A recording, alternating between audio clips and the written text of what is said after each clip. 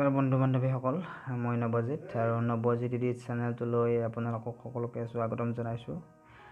আশা কৰোঁ সকলোৱে ভালে কুশলে আছে। মই আজি স্নেপচিডৰ জৰিয়তে ফটো এখন এডিট কৰিব ওলাইছোঁ আৰু আজিকালিতো ছ'চিয়েল মিডিয়াৰ যুগ। ছ'চিয়েল মিডিয়াত সকলোৱে এখন ভাল ফটো আপলোড দিবলৈ বিচাৰে। সেই হেতুকে যদি আপোনালোকে পচন্দ কৰে ভিডিঅ'টো লাইক কৰিব, শ্বেয়াৰ কৰিব আৰু ছাবস্ক্ৰাইব কৰিব। লগতে ঘণ্টা বটনটো আপোনালোকে বজাই দিব নাপাহৰিব। মই এনেকুৱা ধৰণৰ ভিডিঅ' লৈ আহি থাকিম আপোনালোকৰ ওচৰত আৰু আপোনালোকে সকলোকে আগতীয়াকৈ নটিফিকেশ্যন যোগে যোগাই দিয়া হ'ব যদি আপোনালোকে ঘণ্টা বটনটো অল নটিফিকেশ্যন কৰি দিয়ে। বলক আমি সময় নষ্ট নকৰি এতিয়া ভিডিঅ'টোৰ ভিতৰলৈ সোমাই যাওঁ।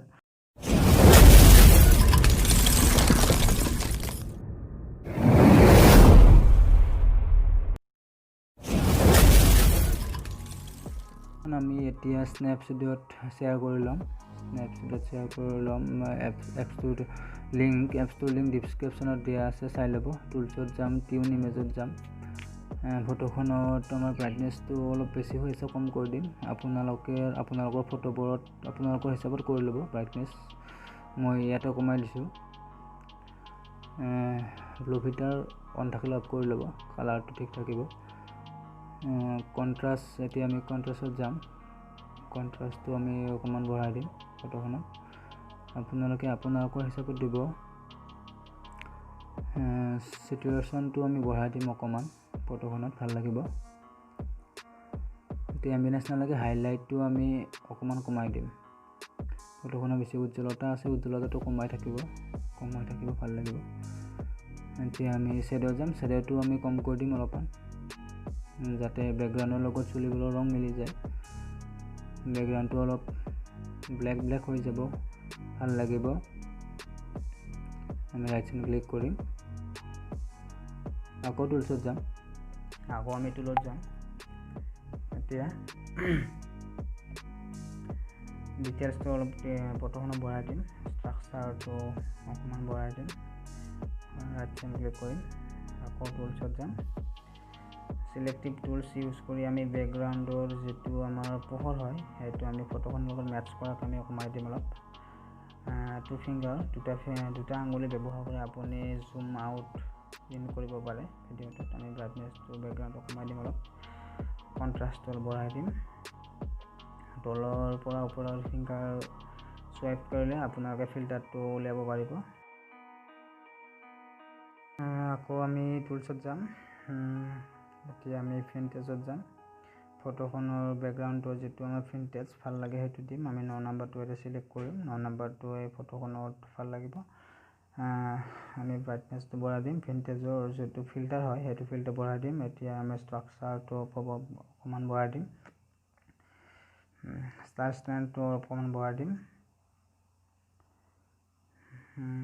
ফিনটেজটো ষ্টেণ্ডটো আমি অকণমান বঢ়াই দিম ফটোখনৰ লগত মিলাকে। হৈ গ'ল। এতিয়া আমি এইখিনি আমাৰ ফেচটোৰ লগত যিখিনি আমি মানে ফিনটেজৰ লগত ফেচটো হৈ গৈছে এইটো আমি মুচি দিম। মই কৰাৰ দৰে আপোনালোকে কৰি থাকক।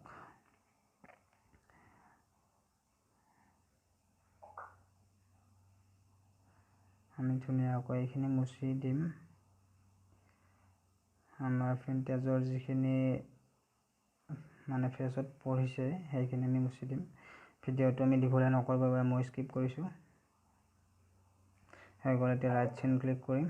এতিয়া ওপৰৰ পৰা আমি বেক কৰি দিম। ওপৰত ৰাইট চাইড দেখা আছে। আকৌ আমি টুলছত যাম। চিলেক্টিভ টুলছ ইউজ কৰি আমি যিখিনি আমাৰ স্কিন কালাৰটো অলপ বঢ়াই দিম। মই হাতখনৰ কালাৰটো বঢ়াই দিছোঁ অলপ। চিলেক্টিভ টুলছ ইউজ কৰি তাত আমি ক্লিক কৰি আৰু নতুনকৈ আমি ব্ৰাইটনেছ বা কণ্ট্ৰাষ্ট যিকোনো বস্তু আমি বঢ়াব পাৰোঁ যিকোনো বেকগ্ৰাউণ্ডত গৈ। আপুনি চাই থাকক আৰু মই কৰাৰ দৰে আপুনি কৰি থাকক। এতিয়া হৈ গ'ল।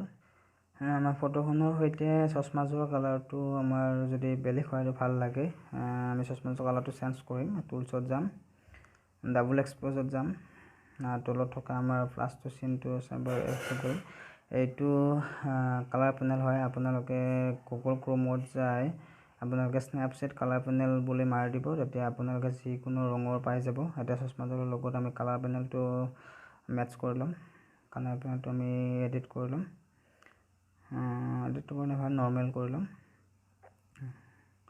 আমাৰ কোৱালিটিটো মই অলপমান বঢ়াই দিম, আপোনালোকে যিটো ভাল লাগে সেইটো কৰিব। এতিয়া নেক্সট আমি এডিটত চেঞ্জ কৰিম, ভিউ এডিটত যাম আৰু ইয়াতে আমি ক্লিক কৰিম। আমি এইটো 100 কৰি ৰাখিম, 100 কৰি ৰাখিম। এইটো আমাৰ এইবাৰ চশমাযোৰৰ যিটো কালাৰ হয়, আমাৰ ডাবল এক্সপ'জত যিটো বস্তু আমি আনিছিলোঁ, যিটো মানে ৰং আনিছিলোঁ, সেইটো ৰং আমি ইয়াতে ইউজ কৰিম। আপোনালোকে ভালদৰে দিব। যদি বেলেগত কি গুচি যায় সেইটো 0 কৰি ল'ব, মুছি দিব। আপোনালোকে বেলেগত গুচি গ'লে মুছি দিব। ভিডিঅ'টো দীঘলীয়া নহ'ব বাবে মই স্কিপ কৰি দিছোঁ। কালাৰটো হৈ গ'ল। এতিয়া আমি ৰাইট চাইড ক্লিক কৰিম। এতিয়া আমাৰ বেক কৰিম ওপৰত। আমাৰ ফেচ কালাৰটো আমি আনি ল'ম। নেক্সট টুল যাম, পৰ্ট্ৰেটত যাম। ফেচ কালাৰটো আমি চেঞ্জ কৰিবৰ বাবে, যাতে ফেচ কালাৰটো চেঞ্জ হয়, ভাল লাগে আৰু অৰিজিনেল কালাৰটো আহে। আমি ফেচনেছটো আমি বঢ়াই দিম। স্কিন স্মুথিংটো আমি অকণমান বঢ়াই দিম, ভাল লাগিব। আপোনাৰবিলাকে আপুনি যিটো ভাল পায় সেইটো দি দিব। ৰাইট চাইড ক্লিক কৰি দিম। এতিয়া আমাৰ ফটোখন সম্পূৰ্ণ হ'ল। ফটোখন সম্পূৰ্ণ হোৱাৰ পিছত আমি ডাউনত ক্লিক কৰিম, গেলাৰীত ছেভ কৰিবৰ বাবে ডাউন ক্লিক কৰিম। আশা কৰোঁ সকলোৱে ভিডিঅ'টো চাই ভাল লাগিল। ভিডিঅ'টো যদি চাই ভাল লাগিলে আপোনালোকে সকলোৱে ছাবস্ক্ৰাইব কৰিব, লগতে কমেণ্ট কৰি জনাব নাপাহৰিব কেনেকুৱা লাগিল। যদি ভুল হৈছে